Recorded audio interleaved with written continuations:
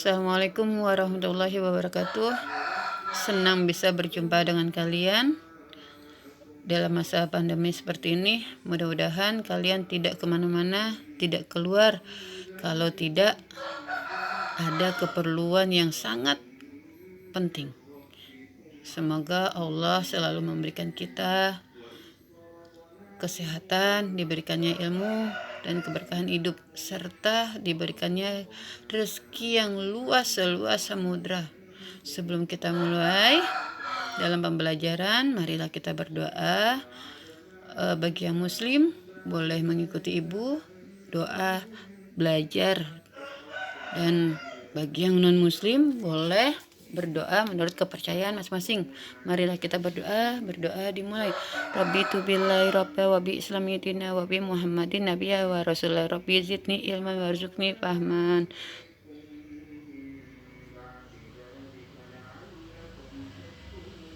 Oke. Minggu sekarang udah pertemuan kelima. Minggu pertama dan minggu keempat itu kita sudah memasuki tentang ilmu ekonomi. Sekarang kita masuki dalam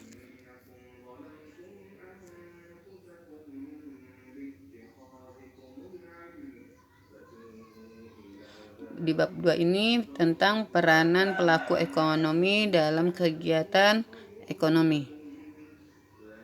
Nah, peranan ekonomi itu sangat penting dalam kehidupan ya. Ibu akan membahas satu persatu. Yang pertama adalah perilaku konsumen dan produsen serta peranannya dalam kegiatan ekonomi. Nah, perilaku konsumen berarti tingkah laku konsumen di dalam mengkonsumsi suatu barang, yang bernilai guna ya, bernilai guna. Oke. Yang pertama kita masuk ke dalam nilai barang. Nilai barang apa sih? Nilai barang adalah kemampuan suatu barang yang berguna untuk memenuhi kebutuhan manusia. Jadi contohnya kayak kipas angin. Nah, kipas angin itu punya suatu kegunaannya. Kalau yang lagi gerah kita memakai kipas angin berguna buat kita supaya badan kita adem, ada angin. Oke, itu adalah nilai barang. Oke, mudah-mudahan kalian paham. Contohnya kita masuk ke dalam macam-macam nilai. Ada beberapa macam nilai barang, yaitu sebagai berikut. Ada nilai pakai, ada nilai tukar, dan ada paradoks nilai. Oke, Ibu akan menjelaskan satu persatu. Nilai pakai atau value in use adalah nilai kegunaan barang yang dipakai untuk memenuhi kebutuhan. Jadi barang yang mempunyai kegunaan dalam memenuhi kehidupan. Jadi mungkin pakaian, nilai pakai pakaian itu sangat berguna. Kalau kita nggak pakai pakaian, bisa bagaimana ya? Nggak bisa Ibu bayangkan kalau nggak kita tidak memakai pakaian. Itulah nilai pakai ya. Contohnya lagi kayak handphone ini. Sekarang nilai pakainya sangat dibutuhkan dalam kehidupan, terutama dalam masa PJJ seperti ini. Oke. Yang kedua, nilai tukar. Nilai tukar adalah suatu barang yang memiliki kemampuan untuk ditukar dengan barang lain, di mana dapat ditukar dengan uang atau berbagai jenis barangnya. Oke, contohnya kalau nilai tukar bisa terjadinya pembelian atau penjualan. Kenapa dikatakan pembelian atau penjualan? Jadi seorang penjual dia menjual barang. Nah, kebetulan datang seorang pembeli yang membutuhkan barang tersebut. Nah, itu pembeli memberikan uang, sedangkan penjual memberikan barang yang dibutuhkan oleh konsumen. Paham ya? Mudah-mudahan kalian mengerti. Mohon maaf kalau kalian masih kurang, karena kekurangan adalah milik Ibu.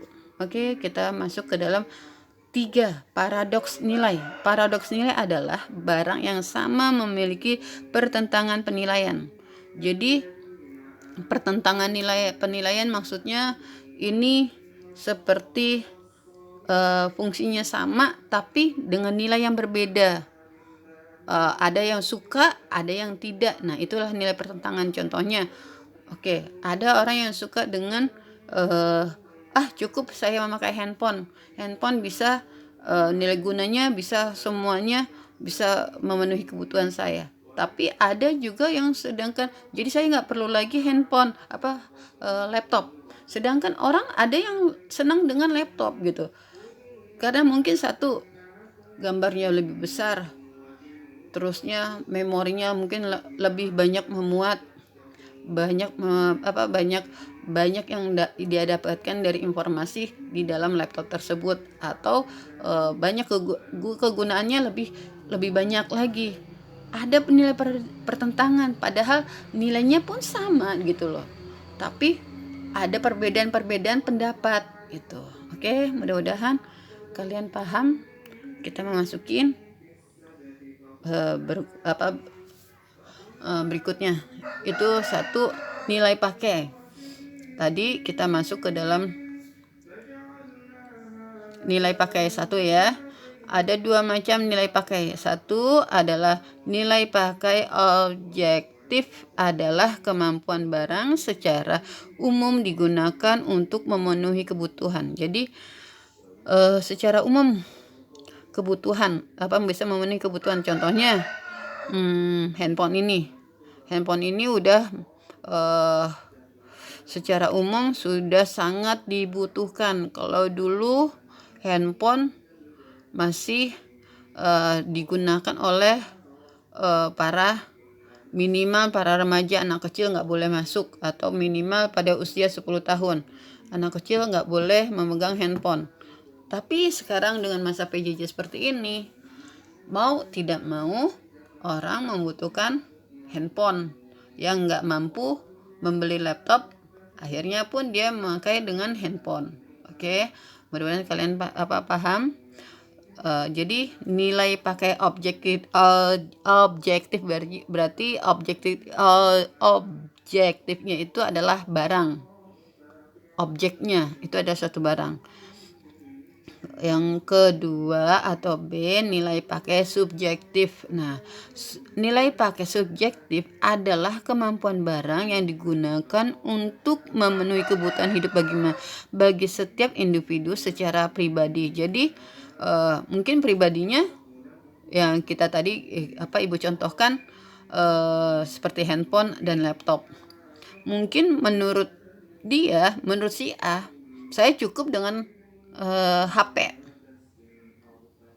ya untuk menurut A, tapi sedangkan menurut B, saya tidak cukup dengan handphone aja, tapi saya membutuhkan barang tambahan seperti laptop untuk memenuhi kebutuhan saya. Oke, sampai sini. Jadi nilai pakai subjektif itu tergantung dari pribadinya masing-masing, kepuasan pribadi masing-masing ya. Yang kedua, nilai tukar. Ada dua jenis nilai tukar di sini, yaitu yang pertama adalah nilai tukar objektif, adalah kemampuan barang untuk ditukar dengan berbagai jenis barang lainnya. Jadi contohnya nih, nilai tukar objektifnya contohnya contohnya si A lagi membutuhkan pulpen, sedangkan si A ini hanya punya spidol. Ketemu di si B nih, B membutuhkan spidol tapi nggak punya pulpen. Nah, di sini A dengan B boleh tukar, boleh punya nilai tukar. Karena apa? Sama-sama saling membutuhkan, sama-sama untuk menulis, sama-sama saling sepakat. Oke, saya butuh pulpen, si A butuh pulpen, punya si B boleh meminjamkan ke si A, sedangkan B membutuhkan spidol, sedangkan spidol tersebut punya si A. Nah, maka si A memberikan spidol tersebut kepada si B. Oke, itu adalah nilai tukar objektif. Yang kedua adalah nilai tukar subjektif. Sedangkan di sini nilai tukar subjektif adalah kemampuan barang untuk ditukar dengan barang yang lainnya yang bersifat individualis. Jadi yang bersifat individualis, yang bersifat pribadi, ya, yang bersifat pribadi. Jadi contohnya apa ya, pribadi, ya, yang bersifat pribadi, jadi bersifat apa ya, bersifat pribadi ya, contohnya ya itu dia si apa yang tadi, karena si A dan si B itu gitu loh, si A membutuhkan spidol, sedangkan si B membutuhkan pulpen. Oke, sampai sini paham ya, mudah-mudahan, karena pribadinya yang dilihat. Kalau nilai tukar objektif, barangnya yang dilihat. Oke, selanjutnya kita masuk ke dalam teori guna. Apa sih yang dimaksud dengan teori guna? Menurut teori nilai guna, setiap barang memiliki nilai guna atau memberikan kepuasan kepada konsumen yang menggunakan barang. Jadi setiap barang memiliki nilai guna, kepuasan bagi konsumen yang menggunakannya. Contohnya ya, ibu sangat puas saat ini memakai handphone. Ya, itu adalah teori nilai guna. Kepuasan ibu kegunaan handphone tersebut memiliki kepuasan bagi ibu, kepuasan apa yang ibu butuhkan selama ini. Oke. Nah, di sini ibu akan menjelaskan pengertian nilai guna adalah seseorang dalam mengkonsumsi barang dan jasa akan memperoleh kepuasan dan kenikmatan bagi yang dikonsumsinya tersebut. Jadi kalau dikonsumsinya tersebut maksudnya yang telah menggunakannya. Jadi nilai guna itu dia punya nilai kepuasan tersendiri. Oh ya, saya puas dengan handphone ini yang telah memenuhi kegunaan saya gitu. Apa yang saya perlukan, saya puas gitu. Itu adalah nilai gunanya. Di sini ada macam-macam nilai guna. Ada 2 macam ya. Yang A, nilai guna total atau total utility adalah dalam melakukan konsumsi sejumlah barang tertentu, maka konsumen memperoleh seluruh kepuasan setelah menggunakan. Maka konsumen, ini maksudnya konsumen ya, maka konsumen akan memperoleh seluruh kepuasan setelah menggunakan barang tersebut. Jadi ini punya jumlah yang banyak. Nilai guna totality berarti keseluruhan, dilihat dari seluruh barangnya. Oke. Yang B, nilai guna marginal utility ialah adanya pertambahan atau pengurangan kepuasan sebagai akibat dari adanya pertambahan atau pengurangan penggunaan salah satu unit tertentu. Oke. Karena umpamanya contohnya si A si B membutuhkan, dia lebih senang karena ada 2 antara handphone dengan laptop, maka bagi si A belum tentu HP itu, handphone itu puas gitu, cukup nilainya, karena dia membutuhkan ada tambahan lagi barang, yaitu yang sama dengan handphone, yaitu laptop.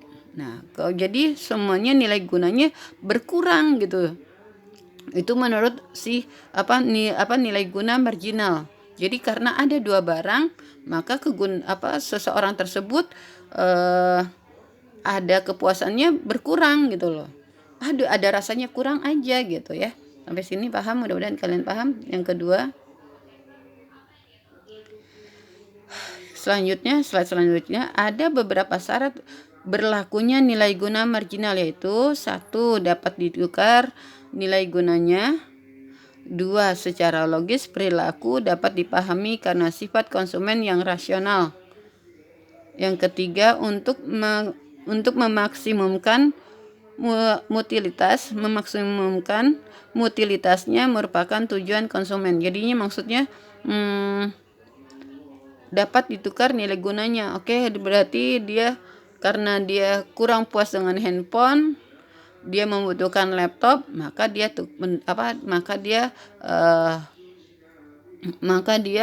menggunakan laptop. Dia dapat ditukar karena nilai gunanya sama, cuman karena dia tingkat kepuasannya berbeda. Itulah secara rasional, yaitu ya untuk memaksimumkan utilitasnya merupakan tujuan konsumen. Jadi karena dia punya tujuan tersendiri dengan laptop tersebut, maka dia sangat oh ini dia nilai guna marginalnya nih gitu. Oh ini dia nih, kalau ternyata laptop ada kelebihannya seperti ini. Jadi dianggapnya handphone itu masih kurang gitu. Oke.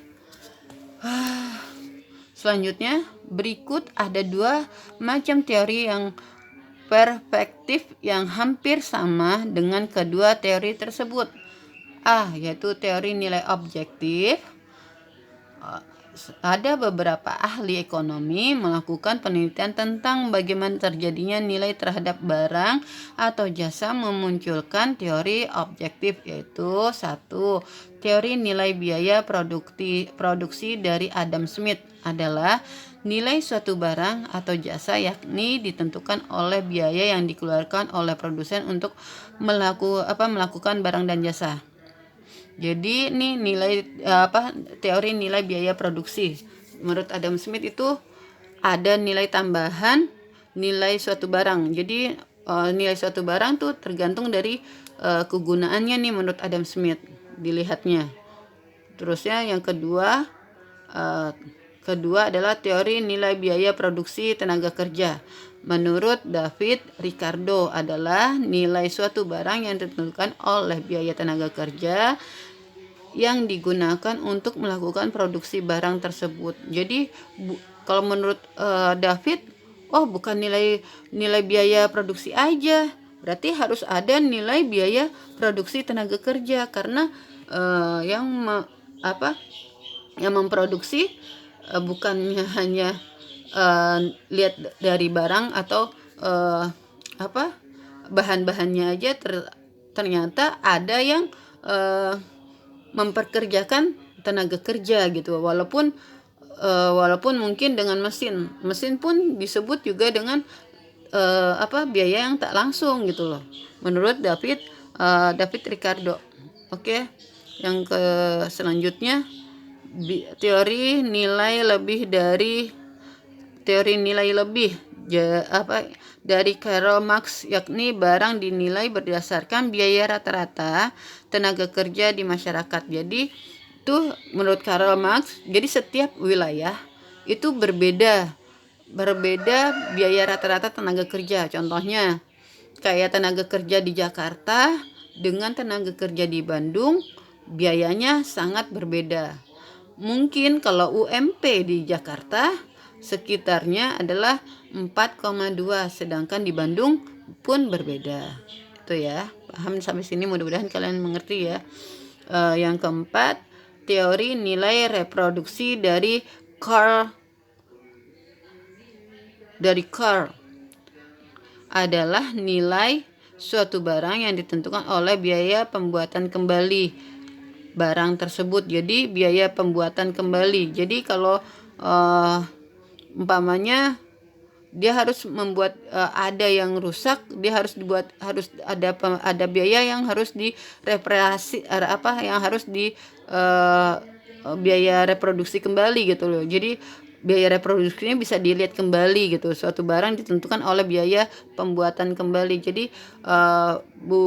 pembiayaan yang ada nilai tambahan lagi selain dari biaya reproduksi tersebut.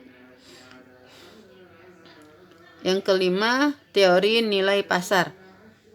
Teori nilai pasar dari Human and Locke ialah nilai suatu barang yang ditentukan oleh jumlah oleh jumlah permintaan dan penawaran yang ada di pasar, atau nilai barang ditentukan oleh harga pasar. Jadi kalau teori nilai pasar ini ditentukan oleh harga pasar. Itu menurut Human and Locke. Oke, selanjutnya.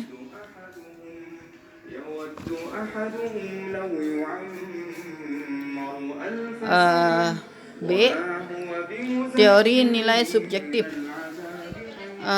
Teori nilai subjektif yang dikenal berasal dari Jerman adalah satu, hukum Gosen 1 berbunyi sebagai berikut: jika jumlah barang yang dikonsumsi dalam jangka waktu tertentu tersebut bertambah, maka kepuasan total yang diperoleh juga bertambah. Akan tetapi kepuasan marginal pada titik tertentu akan semakin berkurang. Jadi nilai tambahan. Jadi ada, oh dia kurang nih satu barang, maka dia bertambah lagi. Pokoknya dia makan apa? Oke, pokoknya contohnya gini.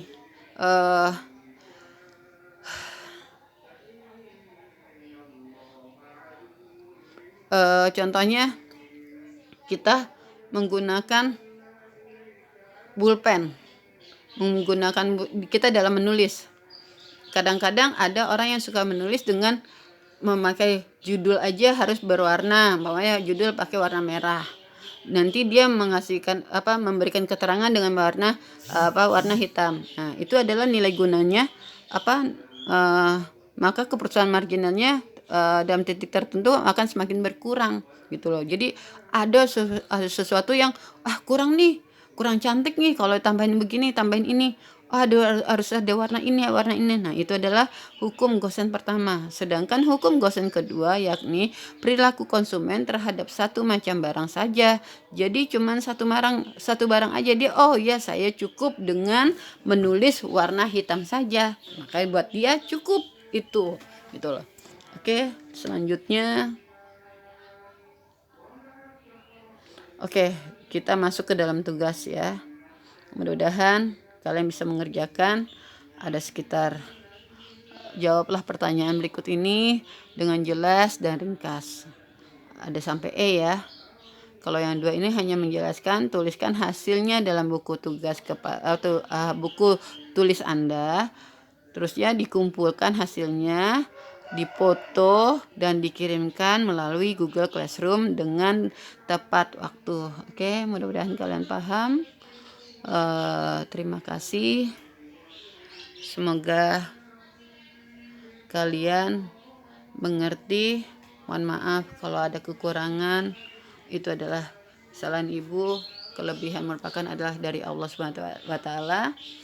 Mudah-mudahan kalian sehat selalu, bisa sukses, selalu dilindungi oleh Allah SWT, diberikannya keberkahan ilmu, keberkahan hidup, dan diberikannya rezeki yang berlimpah seluas samudra. Semoga segala macam persoalan pada kalian maupun keluarga kalian, semoga Allah memberikannya jalan keluar. Alhamdulillahirrahmanirrahim. Kita bisa bertemu lagi di minggu depan. Assalamualaikum warahmatullahi wabarakatuh.